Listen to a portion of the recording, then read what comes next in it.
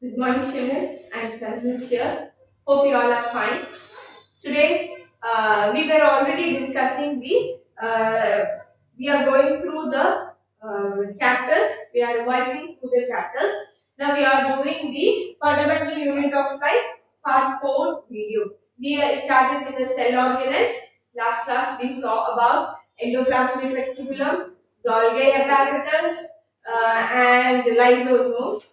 We also, in the previous videos, we also discussed about the plasma membrane, cell wall, and the nucleus.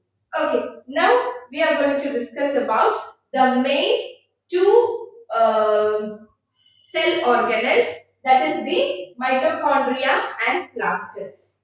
So these two are very important to a cell. Now we will see what this mitochondria is doing to the cell.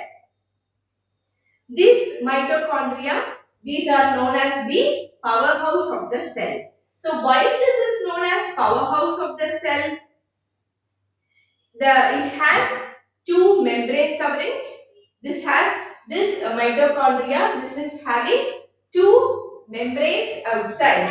So for example, this is mitochondria. You have, if this is mitochondria, there are two membranes covering the mitochondria. Now, the outer membrane is porous while the inner membrane is deeply folded. So, this is porous. That means it has small holes on it, and the inner membrane is deeply folded. That means you will have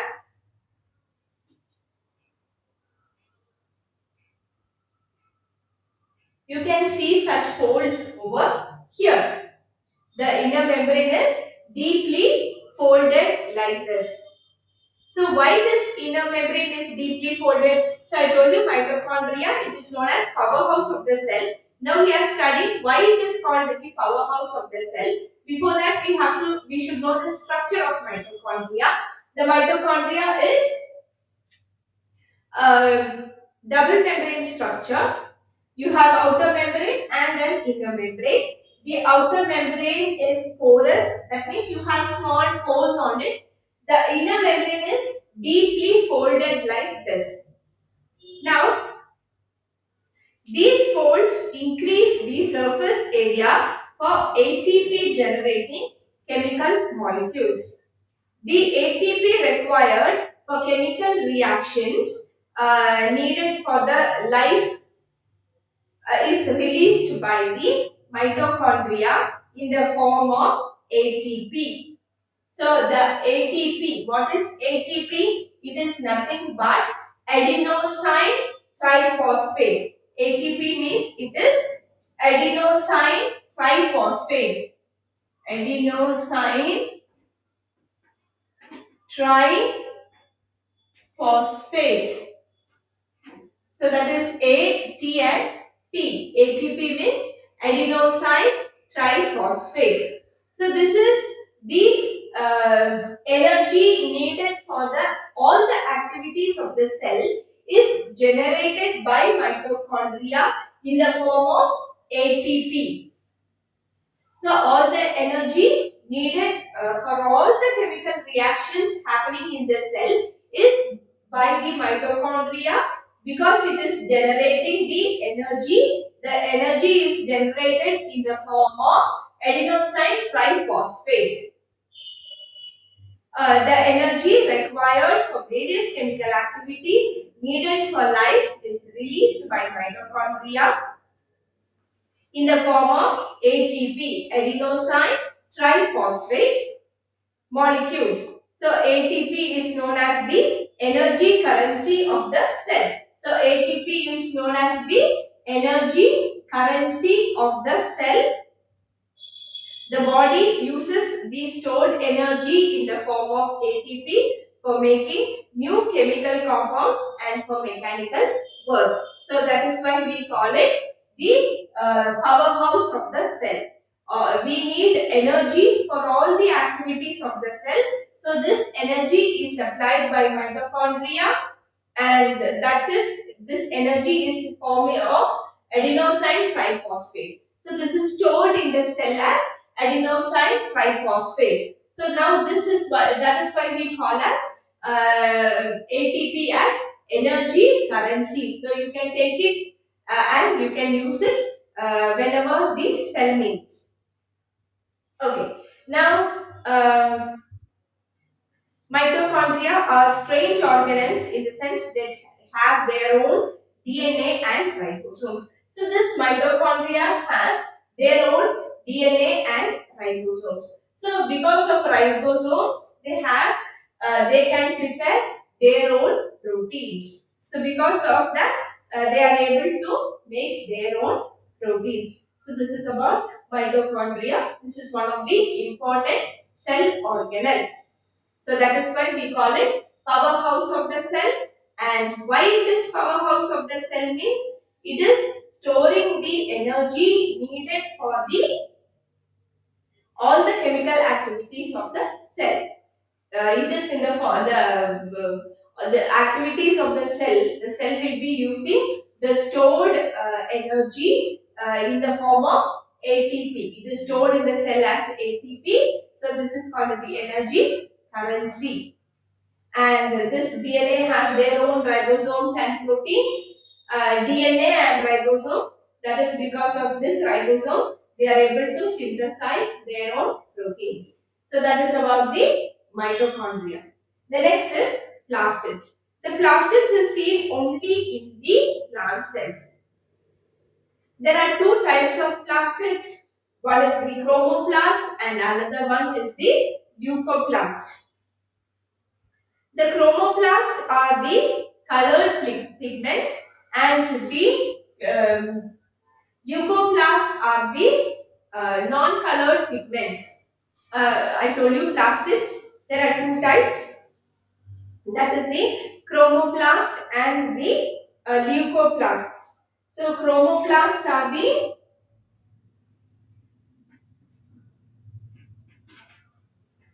colored, then leucoplasts white,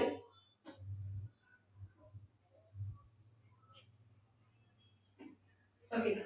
Chromoplasts and leucoplasts are the two types of plastids. Chromoplasts are colored plastids. Leucoplasts are white or colorless plastids. Okay, now we will see what is chromoplast and what is its color. The chromoplast containing pigment chlorophyll, they are known as chloroplast. Okay, now if this chromoplasts are having the chlorophyll pigments, then green pigments, it is called the chloroplast. Okay, if the chloroplast, if it is having chlorophyll, then it is called as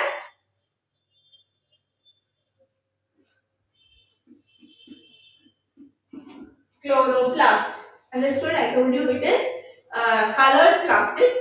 So chromoplast means it is colored. So if you have chlorophyll, if it is green in color, if this green pigment chlorophyll is present, it is called the chloroplast.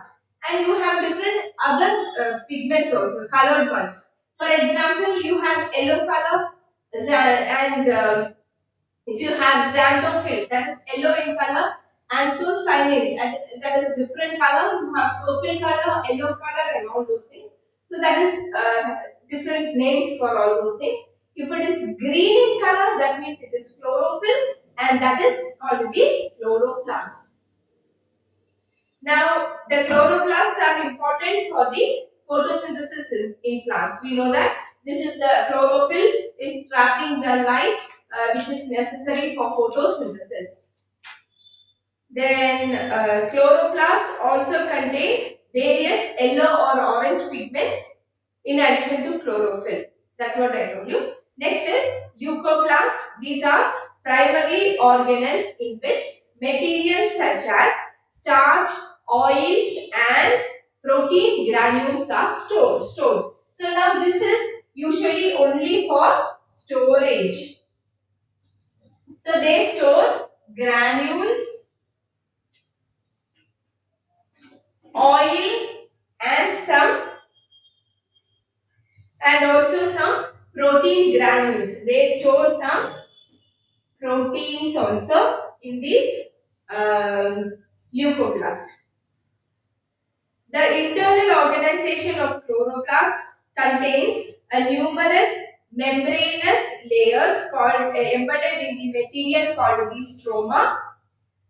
These are similar to chloroplast in external structure like the mitochondria. Plastids also have their own ribosome and the DNA. So this is also this chloroplast. This is also has got two membranes like this, and here you have a large structure called the stroma. You have the structure called stroma. Here only you will have structures like this. You have structures like this, and all these structures will be having the chlorophyll over here. So this is chloroplast. This is having two double membrane. The space inside is called the stroma, and you have discs like this inside the stroma where the chlorophyll is present. Now, this is like the mitochondria. They have their own DNA and ribosomes. So, these two plastids are the only plastids which are having its own DNA and ribosomes. Next one is the vacuoles. These vacuoles are nothing but the storage sacs. In the it is small size. The vacuoles are small in size in case of animals. In case of plants, the vacuoles are very big. So in a cell, 90 to 95% of the cell will be having this big vacuole inside the plants. So in plants, it contains the cell sac. So this vacuoles in plants will have cell sac. So this will give turgidity and rigidity to the plants. And this mainly these vacuoles are for storing things. So the storage, they store amino acids, sugars, some organic acids and proteins are stored in it. Then in case of animals like amoeba, you know that it is a single celled organism. In amoeba, there is a food vacuole contains the food items that the amoeba has consumed. Then in smaller unicellular organisms, specialized vacuoles are present which are playing important roles in expelling the excess water and waste from the cell. So that is the function of vacuoles. So the main thing you have to keep in mind is small in case of animals, it is big in case of large in size in case of plants, and in plants they store cell sac. So that will give rigidity and turgidity to the plant.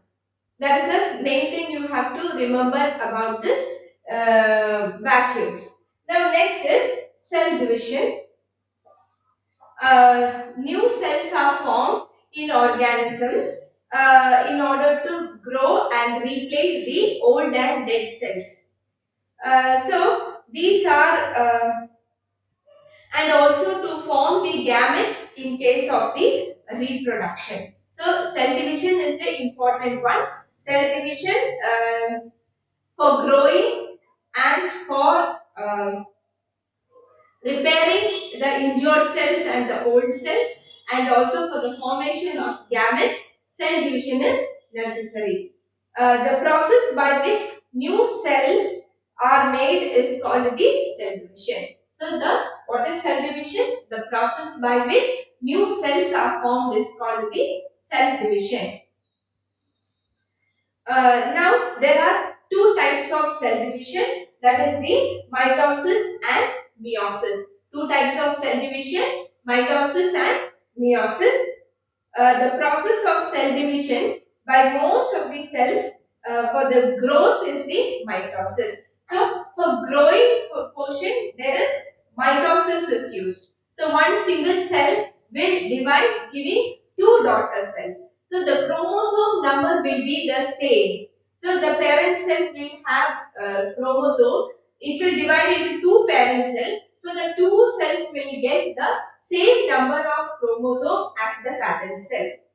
Now, in case of meiosis, this takes place usually in the reproductive cells for the formation of gametes. So, one cell will divide into four cells.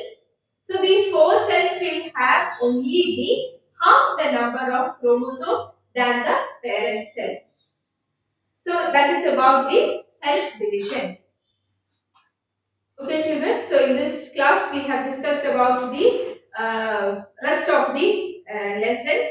We have completed the cell organelles. We saw mitochondria, plastids, vacuoles, and about the cell division also. Hope it is clear to you all. Go through the text properly. Have a nice day, children. Thank you.